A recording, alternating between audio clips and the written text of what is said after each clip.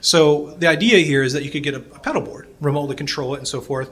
This is an example of one from Behringer. There's a variety of them out there, and it sends out a unique type of message. One's called a program change. Another message we'll talk about later is this rocker pedals and stuff like that for what are called control changes. So there's another thing, being a guitarist, I always wanted to be able to play like bass or some other part with my feet. I said, well, here's another example of a MIDI controller for that type of person. And there's MIDI guitar things. Oh, I bought one of those, by the way. I bought a MIDI guitar thing. I wasn't trying to play flute on the guitar. That wasn't my goal. I wanted to play guitar and have it spit out sheet music. So at the speed of thought. Anybody see that Goofy movie Drumline? And the guys are playing, and it's actually notating their drum battles. It's kind of interesting, but that's basic idea. It's kind of a neat idea again. So one of the things that we talked about at our school a lot was this idea of doing lighting control. In fact, the MIDI protocol has been offset into something called DMX, this whole very elaborate system, but it's very, very similar. Automation on mixers. I've actually worked with this unit. It's got an onboard sequencer. It's pretty neat. This new Personas one I'm kind of interested in also. And then obviously, hooking up to a computer and just what we call a raw controller. And so being able to play drums or have mixing and so forth. You mentioned you're getting into Reason. How many knobs does Reason have on the screen at one time? Hundreds, right? How many with your little trackpad can you control at one time? Oh, you have a control surface with faders and knobs. With a trackpad, one. How do you turn a knob? Do you go up and down? Do you go left and right? Do you turn the knob? It's different in every program. It's really frustrating. And so what if I could have a knob? Yeah, oh great. And I could have it control stuff. And it's very easy with MIDI to redefine that and assign those things. And so we'll talk a little bit about that as we go. So a modern keyboard like this one over here and this one here, it has two major parts. And again, this kind of gets into the language stuff, and I want to kind of make you guys familiar with some terms. So this is a Korg M3 parked behind you over there. I think that guy's playing it actually right now. And two major pieces. So if we were to take like a chainsaw and like chop this thing in half, you'd have two major parts. Not saying you should do that, but fundamentally there's this part that we call it a controller. It's the keys, it's the knobs, the buttons, and all the different stuff that you physically control. That makes sense? Pretty simple idea. So a couple of people mentioned they own a controller. But every keyboard would have one, even though it's all built in one. Come on in if you want to grab a seat. You're welcome to. And then the other part, I'm going to give a really kind of dumb generic name. I call it a sound computer. You might have heard of it called a tone generator, or a sampler, or a drum brain, or a virtual instrument, or I don't know, there's too many names. Sound chip, right? The ringtones on my phone. That is a sound computer. So what's the connection between the two of these? Between the composer and a musician, there was notation, this protocol that we would get our musical idea into, right? So what's the connection between these two? This is why you're here, right? MIDI, right? MIDI is going to be talking between these two things, sending basic information between the two. And it seems a little strange that they're two separate pieces. I'll try to prove that throughout tonight, that this is actually, and you can buy them separately. You can just go buy a sound computer. They sell rack mount module, this is the Triton. They make a Triton rack mount, What's the difference? No keys, no controller, right? When it comes down to it, in a modern studio, how often do you see, like what the rig I got going here, the fortress of keyboards, Do you see that often in studios anymore? It's becoming pretty rare. Why? Well, because you can have one really great controller and a couple rack modules, or in my case, I'll be using a piece of software today called Logic, and Logic could actually be my sound computer also, using software to generate and turn MIDI into actual sound. So this is the thing that takes the MIDI instructions and turns it into audio, the sound computer. Okay with the terms? All right, so pretty simple idea. So a handful of you guys mentioned you have pieces of equipment. Maybe you've been to this page in your manual. Most people are like, next page. Right? It's like pretty scary, pretty cryptic looking thing. By the end of this, you'll be able to read the majority of it. And we only got 40 minutes. Does that sound like a pretty bold statement? Yeah, you'll be able to read the majority of it. In fact, right now, well, I would argue that you can understand quite a bit of it. All right.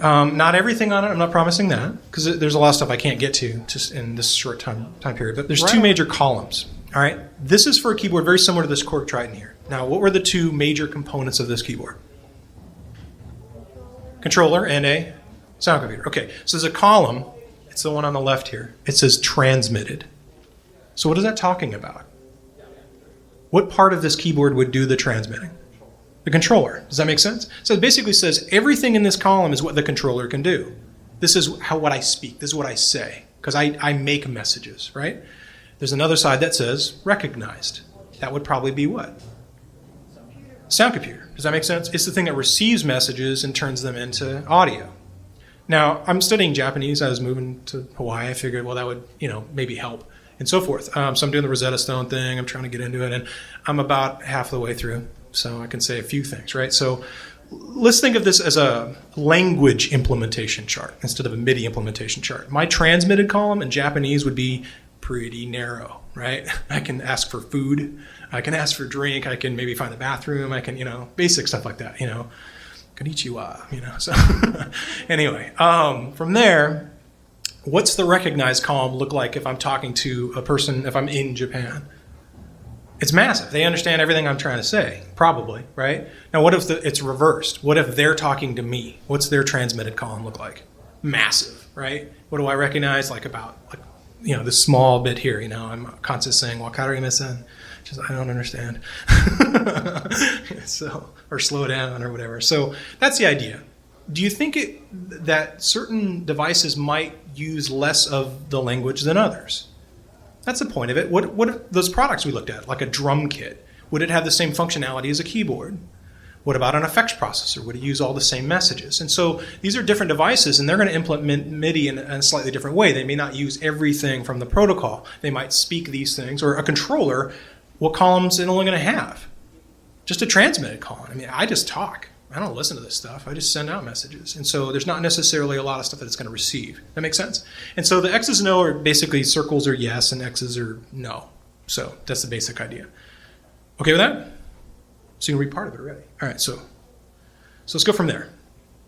We're going to talk about some just really fundamental messages. And it may seem really silly, ridiculous at the first point here, but here's our first message. You ready for it? Here we go. Thank you. That was my first message. All right. This message is called Note On. And the note was received by the sound computer, and we heard audio. It was shortly followed by another message called big guess, right? And what happened? Turn off the note. I know that sounds really stupid, but these are actual messages. I'm going to prove it to you. I have a device coming out of the controller of this. I have this unit. It's called a MIDI analyzer. It receives MIDI and turns it into flashing lights. It's not a sound computer, right? But it can display MIDI information. Now, again, MIDI's not audio. In fact, right now, MIDI's light, right? What's the message as I hit a key? Note on. I let go of a key. Note off. Pretty simple, right? You can do several note ons, several note offs, right? Pretty simple, right? This little box, I don't think they make this anymore, but it's kind of a neat thing. Even without any audio, is it sending MIDI messages? Sure. And that's basically the simple idea here. Hey, MIDI is sending remote control. I mean, I could be controlling lights, light on, light off, right? I mean, how different is it to translate that? So, pretty simple idea. Doing okay so far? So, do you think, there's a time between the two of these. The time that's measured in between the note on, the note off, it's got a technical name. It's called duration. So, a question for you. Do you think duration, like how long I hold the key, that it controls how long the sound lasts? What do you think? I'm getting some yesing and some no's. Okay, hey, let's try it out. Okay, so here I had a note on. Ready? Note on. Oh, what's happening? We're hearing sound. If I were to let go right now, you're right, it would turn off. But what's happening to the audio?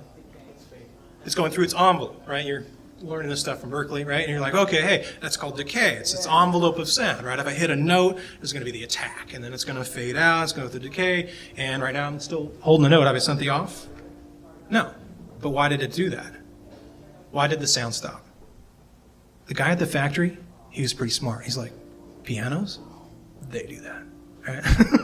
If I hit a note on an acoustic piano and I hold it for half an hour, it's only going to play audio at the very beginning of it. Does that make sense? Right? So it depends on the programming. MIDI is just a remote control again. So it said, hey, turn the note on, but depending on what kind of thing I'm trying to play in the sound computer is what's going to determine what the quality's like. And so in this case, if I let go of it, boom, there's the note off, right? Making some sense?